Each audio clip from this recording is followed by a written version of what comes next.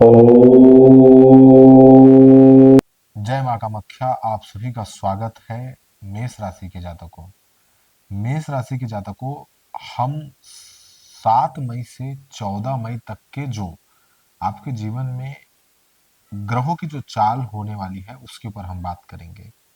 शुभ अशुभ जो चीजें हैं उसे स्पष्ट रखेंगे, किसी भी प्रकार के तोल मोल के बिल्कुल हम रखने वाले नहीं हैं।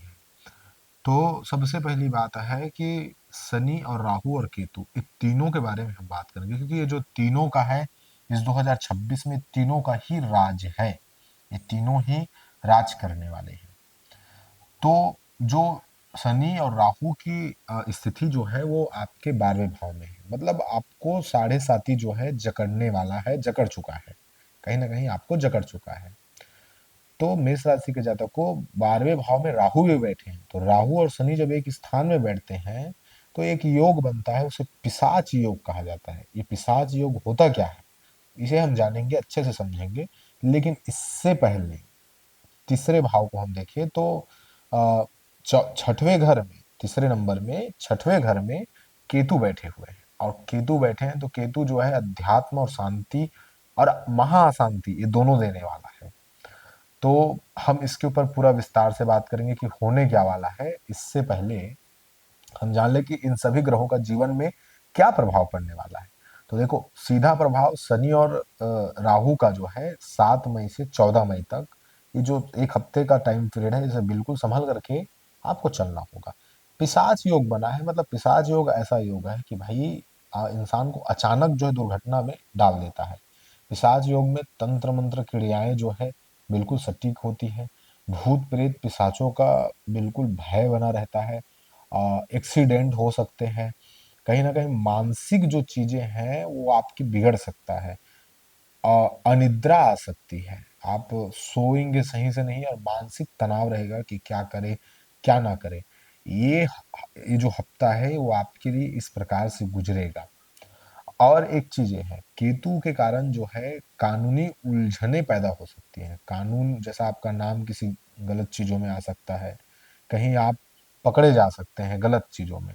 इसलिए इस बात को ध्यान में रखिएगा कि आपको सतर्क रहना है और कानूनी चीजों से बिल्कुल दूर रहना है। पुराने विवाद, लड़ाई झगड़ों से बिल्कुल ही दूर रहना है। अब आपके स्वास्थ्य के ऊपर भी ये प्रभाव डाल सकता है। तो स्वास्थ्य के ऊपर कैसे, तो पैरों में दर्द हो सकता है, और नेत्र विकार मतलब आंख से संबंधित किसी भी प्रकार की कोई बीमारी पीड़ा हो सकती है आंख से संबंधित।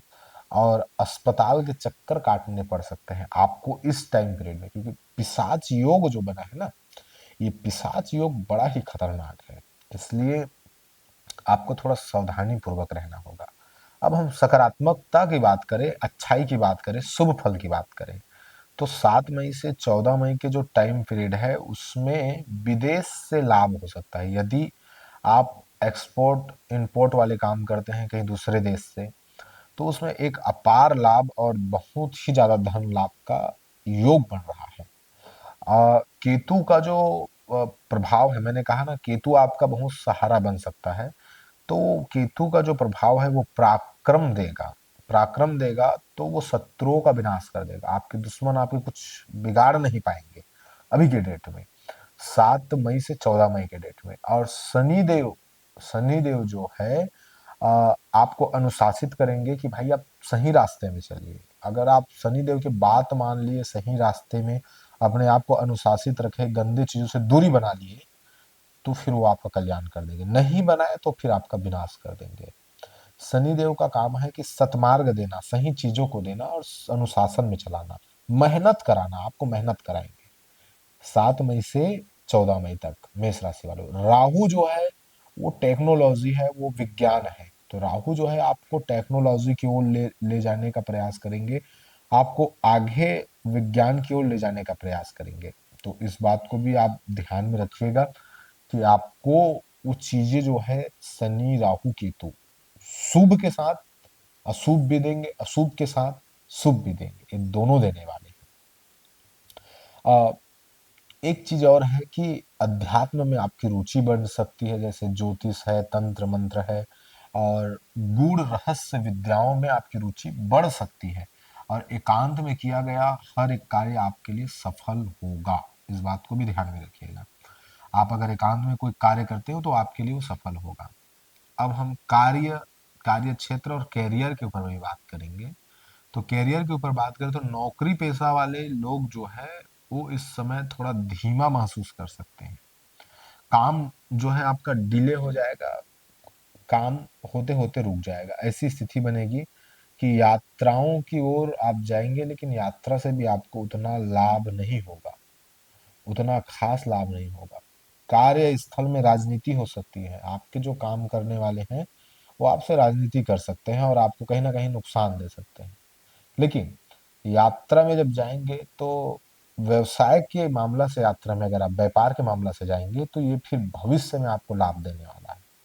व्यापारियों के लिए थोड़ा सा चीज अच्छा रहेगा। लेकिन एक बात है कि केतु के कारण आप जो है किसी के ऊपर आंख बंद करके विश्वास बस मत कीजिएगा, क्योंकि केतु केतु जो है आपको विश्वास करने के लिए मजबूर करेगा। लेकिन जो राहु होगा वो भ्रम पैदा करेगा, वो भ्रम पैदा करेगा कि ये सही है। लेकिन आप इस बात को ध्यान में रखिएगा, जो आपको सही लग रहा है उसको छानबीन करके ही उसे सही कीजिएगा कि भाई हाँ ये सही है। जब तक छानबीन नहीं करेंगे तब तक उसको आप अपने तरफ से कहा जाए कि सत्य ना मानिएगा, नहीं तो आप उलझन में फंस सकते हैं कि भाई ये सही है। कुछ लोग बहुत ही गलत रूप में आएंगे और आपको छल सकते हैं, है ना। अब हम बात करें तो पारिवारिक और व्यक्तिगत जीवन की, तो रिश्तों में गलत फहमियां पैदा हो सकती हैं, आपकी वाणी जो है कठोर हो सकता है, जिससे जीवन साथी या पार्टनर या घर के किसी और सदस्यों को के ऊपर मतभेद हो सकता है। 14 मई तक आप धैर्य रखिए, मन को शांत रखिए, यही आपके लिए सटीक दवाई है। अपने आप को कंट्रोल में रखिए। अब सटीक वास्तविकता के साथ आपको हम ले चले जाते हैं, वास्तविकता का दर्शन कराते हैं।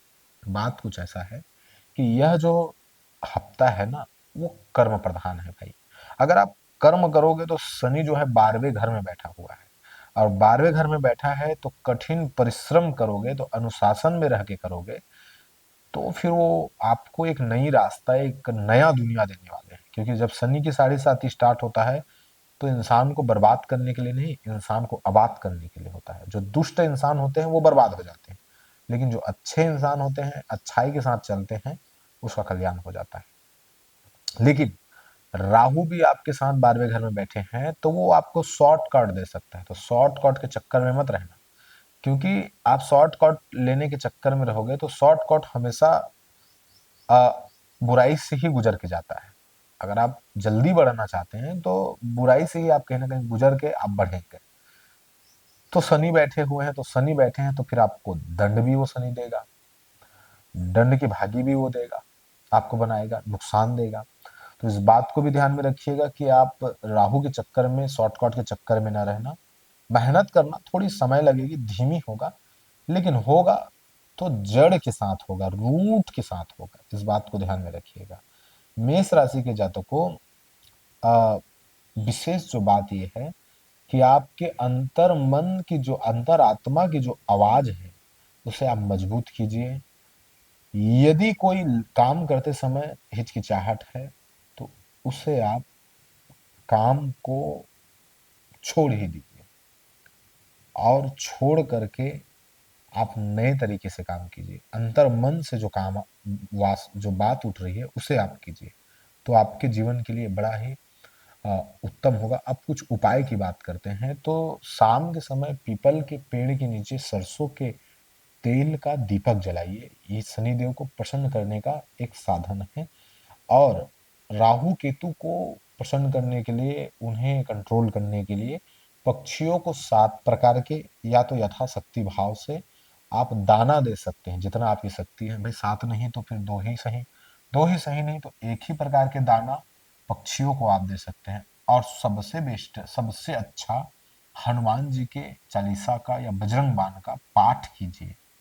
अगर आप इस प्रकार से करते हैं तो यह समय मेष राशि के जातकों आप सभी के लिए संभल कर चलने वाला है। संभल कर चलिए, ना कि डरिए।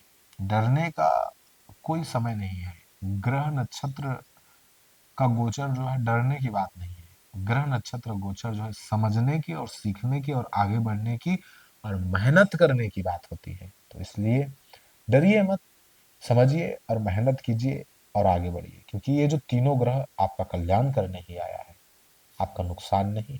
दुख देगा तभी तो आप सुख को जान पाओगे।